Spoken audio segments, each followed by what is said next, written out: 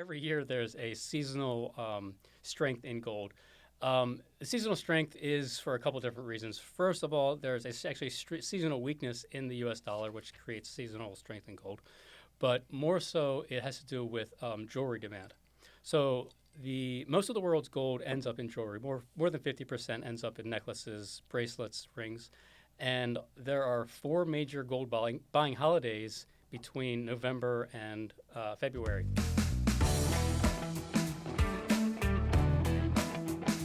All right, everybody, welcome to the Angel Research Podcast. We're here as usual today to discuss the market's hottest stock stories and investment opportunities. We've got Mr. Luke Burgess with us today. Luke is the managing director of Junior Mining Trader, which is a weekly newsletter about resource stocks and precious metals investing. And today, Luke is going to talk to us about all that. And I think we're going to focus mostly on gold, but maybe we'll branch off to some other things. Quick disclaimer here, as usual, nothing that we say here today is personal financial advice. We can give you tools and insights to make great trading decisions, but we cannot make those decisions for you. Also, please like, comment, and subscribe. Seriously, just subscribe to the channel, and you'll keep getting stuff. The engagement really helps us out. Welcome, Luke. Thanks, Stutz, for having us. Us? Are you like multiple people? I don't know why I said us, but yeah. It's good to have you on the show. So last time that you were here, we kind of were talking about gold as an inflation hedge. The CPI data came out recently. We're seeing signs that inflation is potentially slowing down a bit, but you are still bullish on gold. Could you kind of explain that if inflation's going down? Like I don't know. My assumption is that inflation's going up, then you want to invest in gold, but you're still bullish on gold. What's going on? So, Stutz, in the past year, we have learned a lot about the commodities market. I think every gold investor learned something, and that thing is that we cannot predict the commodities market as well as we thought we could. Okay. The traditional thinking is that as inflation is rising, the price of gold will increase. Well, that didn't happen. Like you said, inflation has been rising for the past year, but gold prices have been mostly flat for the past 12 months. The reason for that is the U.S. dollar was just increasing like crazy. In kind of this backwards or upside down thing, inflation was rising, which means the value of the dollar domestically was falling, but at the same time, the value of the dollar internationally on Forex was rising. So we had this sort of kind of upside down, ironic thing going on. It was very confusing for a long time. However, like you said, inflation may have peaked. We think that inflation peaked sometime in July at 9.1%. Since then, inflation numbers have dropped slightly. Most recently, October CPI came in at 7.7%. That was 0.2% lower than expectations. So now the market is expecting the Fed to slow up on their interest rate hikes. Yeah, I don't know who it was yesterday. I know it wasn't Powell, but there was someone who said that they would consider a 0.5 hike instead of the 0.75. Instead of a 0.7. Yeah. So yeah, that's very important. So that is bearish for the dollar and bullish for the gold. So what happened was the U.S. dollar index is how we measure the value of the U.S. dollar. So actually, I'm curious about that. How? Because pretty much everything that you see valued is valued in the dollar. When you're measuring the value of the dollar, what is it being measured against? Is it kind of like an aggregate of a bunch of stuff? Is it measured against gold? How does that work? So well, I mean, if it's priced in the dollar, it's in the dollar. But when we talk about the dollar value, that's really, we mean the U.S. dollar index. The U.S. dollar index is the U.S. dollar versus a basket of 5 main currencies. I'm sorry, it might be 6. I think Sure. off the top of my head. But the main one is the euro. So it's like half euro. So it's not exactly a great way to value the U.S. dollar, since it's only based on like those 5 or 6 currencies. Okay, so you were saying that the dollar was at like a 2-decade high, and you think that rally is pretty much over? Yes. Okay. So the dollar was rallying because people were expecting the Fed to raise interest rates dramatically, which they were. But like I said, now that the Fed may become more dovish, people are expecting a slower rate hike program from the Fed. So that's bearish for the dollar. So we kind of had like a fundamental shift just last week in both the dollar and gold markets. Okay. Yeah. Well, it's funny. You wrote an article about a week ago, and you said like the time to buy gold is now. And Absolutely. It was definitely really well timed. I Yeah. think gold climbed from like 1650 to close. It's close to 1800 now. So you were definitely pretty good on that timing. And this is only one thing that is going to be driving gold for the next couple months. Is that what you're going to ask me next? No. I kind of wanted to go back a bit, and yeah. I just wanted to maybe like I don't know if you could break down like so higher rates right from the Fed creates a higher value of the dollar. That's higher rate. Yes. Can you break it down on like for a 5-year-old how that works? Or So why that- if you're borrowing money, the higher rates are going to pay you more in the end. Okay. That's basically it. Okay. Gotcha. It's just like you have a higher interest rate in your bank account. Okay. I know you're not really a big crypto guy, but obviously crypto has kind of like I feel like there was kind of this there's been this battle going on for the last like close to a decade about like gold is gonna be replaced by crypto. People are gonna start investing in crypto. Do you feel like vindicated in some way? Is crypto crashing good for gold in a way maybe? No, I'm just glad. I'm glad it is crashing, so these people shut the fuck up. Honestly, Okay, yeah. Like I'm sick of hearing about it. Like the crypto guys kind of like jumped on the back of the gold guys, and then they just kind of like rejected us. It was like, oh yeah, we're like gold, but now to hell with gold. Sure. Yeah, I'm. It's not good for gold, but I'm personally glad that You might be I think creating it's a lot of stupid. enemies by being so Whatever. hostile against Sure. these folks. Okay. Have you been following any of that at all, like the FTX crash or anything like that? Not. All right, we don't have to dig into it. But I made a lot of money in Ethereum at first, but like I really don't see like the long-term benefit. I was just going for like speculative type- greater fool. greater fool, yeah, and it worked. All right.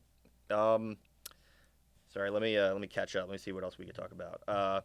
The Fed. So you think that the Fed is done raising rates?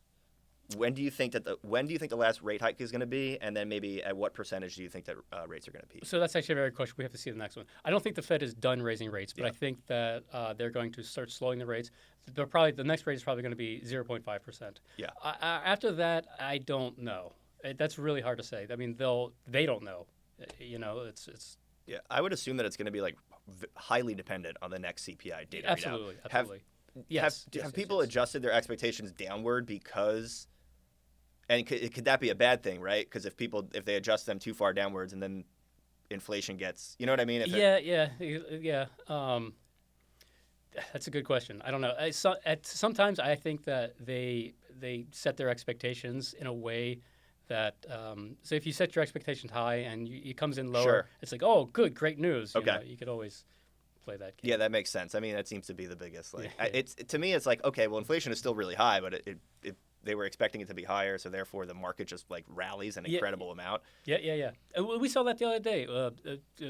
Inflation was like 7.7, and the market just like went crazy. Yeah. It was like the best news ever.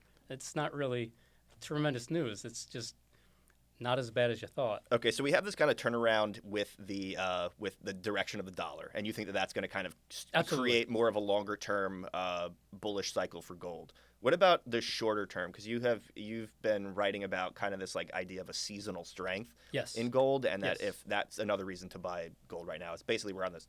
I guess to summarize your argument, it's that we're at the beginning of both at least a midterm cycle and a short term cycle that are both bullish. Spot on. You got it. So yes, right now there's not right now, but every year there's a seasonal strength in gold. The seasonal strength is for a couple different reasons. First of all, there's actually seasonal weakness in the U.S. dollar, which creates seasonal strength in gold. But more so, it has to do with jewelry demand. So most of the world's gold ends up in jewelry. More than 50% ends up in necklaces, bracelets, rings. And there are 4 major gold buying holidays between November and February. They are Christmas, New Year's, Valentine's Day, and Chinese New Year. When's Chinese New Year? This year, it's in February sometime. Okay. So I is think that it changes throughout the year? so? Is it a viable strategy then to purchase gold at the beginning of the year, or like around now, and then plan on selling it I like think, just as a short term, like couple month trade? yeah. So I think it's a viable strategy to buy gold sometime in like early November and then Yeah. sell in like mid January. That's a really Would you good buy time. something that tracks the spot price of gold like at a 3x rate or something to try to maximize that, or would you just play it a So little more conservatively? right now, I actually don't like the 3x ETFs. They're a little bit too expensive, and the upside to gold isn't huge. I mean, gold's moving up a lot, but we're talking about a few percent. Okay. So right now, I'm more interested in the gold mining companies. Okay. So those 3x, I've never really thought much about that, but do they get a premium during periods of high volatility? Is that how that works? Actually, I'm not sure exactly how the math behind it works. Yeah, they've always confused the crap out They of me, do. and I've just been like, oh well, it's gonna multiply, it's gonna Yeah, and create some momentum on it, but I don't know. none of those things actually track the commodity, or they track a basket or some kind of other index. And I don't know. It tracks whatever index they've set it up to correspond to. Okay, so you mentioned mining companies as kind of Yeah. some of the better ways to invest in Yeah, gold. yeah, Are there yeah, any yeah. specific companies that you have your eye on right now? Absolutely. Okay, so anytime gold prices go into this like new cyclical upswings, there's like this progression of which stocks respond, and the very first stocks to respond anytime commodity prices go up are the big majors. I actually don't know. There's no good answer for that of why that happens. My guess what are some of the majors?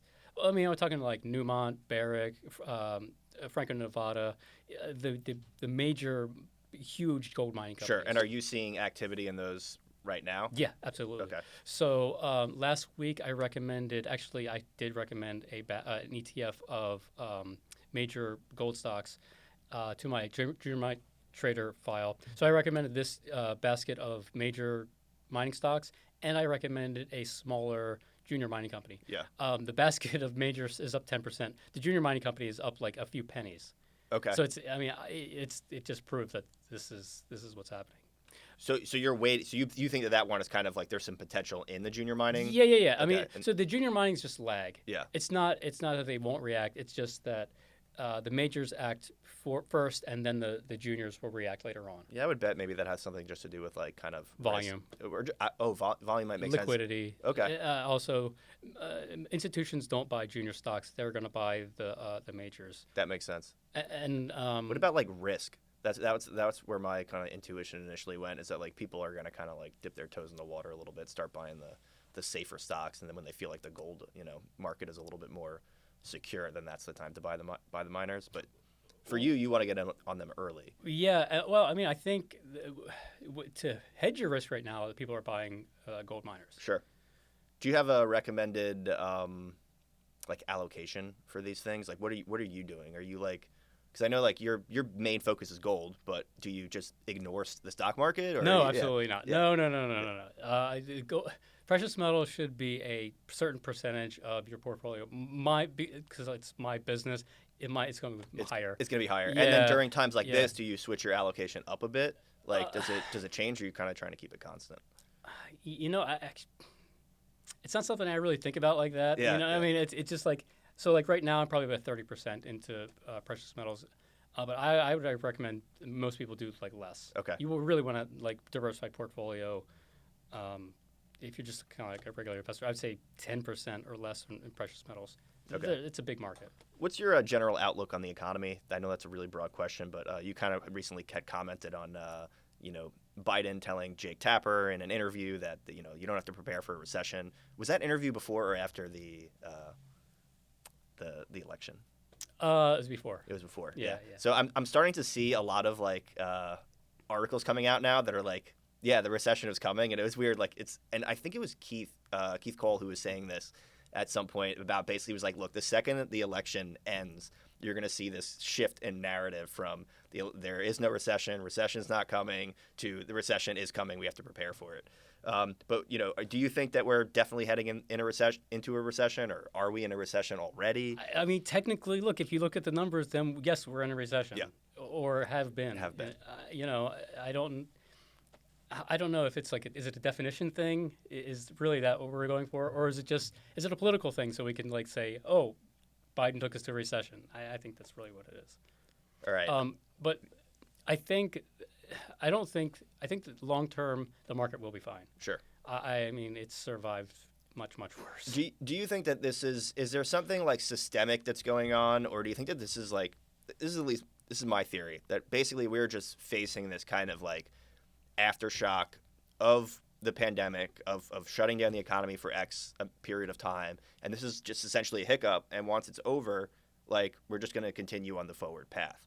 Obviously there are some other variables, like, you know, I think mainly like whether or not we go into a major war, but, you know, putting that aside, if there's no escalation on that front, do you think that the economy like could just start taking off soon? So, well, I don't think that the things that we're experiencing right now are so directly related to the actual COVID pandemic, rather the response. Yeah, of course, 100%. It's the government response. Yeah. Let's not blame it on the virus. Let's blame it on the politicians. I get this. I get very frustrated when people are there. It's like because of COVID, because it's like, no, it's not because of COVID. It's because of the response. Yeah. And this is something that like I was really confused. At least I don't know. I haven't been super like politically involved, but I just feel like I haven't seen much messaging from you know, the conservatives that like this is why we're here, like, because like we said to do this. Oh, no, you're not going to hear that. They're going to be throwing their own guy on their bus. They're never going to do that. Yeah. The Democrats are not going to do that either. Yeah.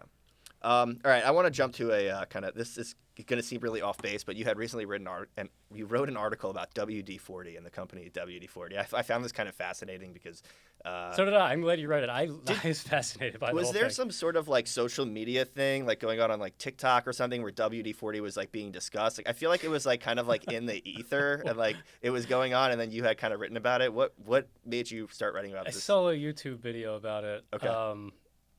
So I've actually known for a long time what WD-40 stands for, and I think I was just having a conversation about like other acronyms, like what they mean. I think YouTube heard me discussing it, sure, and then showed me a video about WD-40. Okay, and then that sort of. It is wild to me that you can it's a company that's traded publicly and you can buy it. I was looking at the company, and I was looking at their PE ratio is like 35. Which to me is freaking insane. That's basically valued like what a tech company like before the crash was being valued. So what's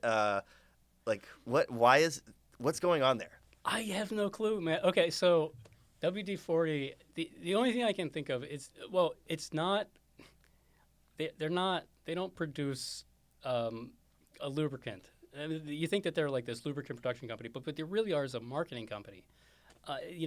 So the WD-40 product is not really a lubricant. There are better lubricants on the market, but somehow they've convinced everybody that this is the best one.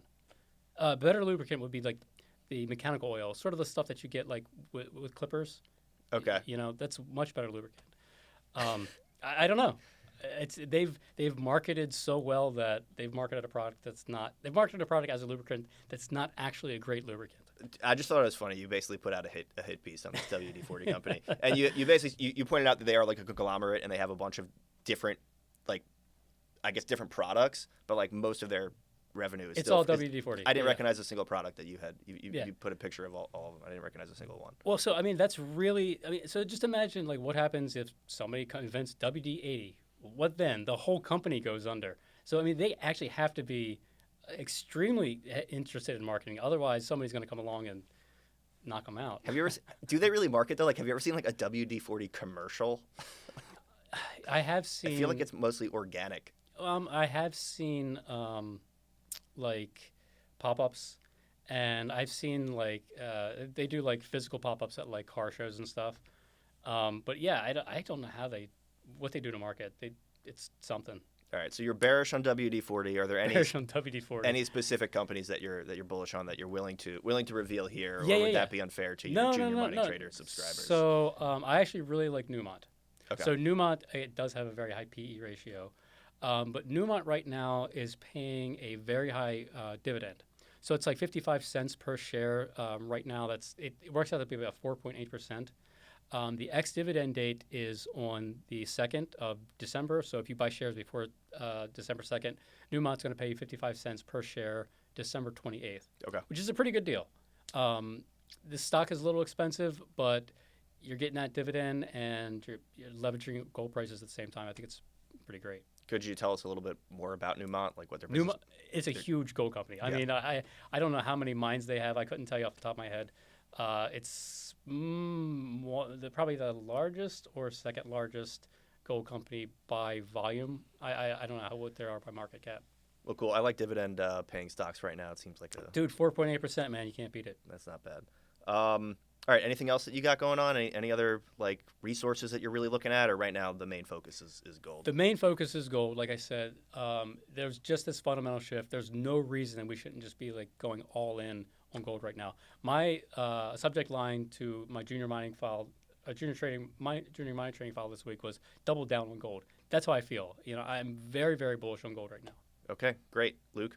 Good seeing you. Thanks for having me. And catch you next time. Awesome. Also, like, comment, and subscribe. The engagement helps us out, and we'll see you guys for the next episode next week.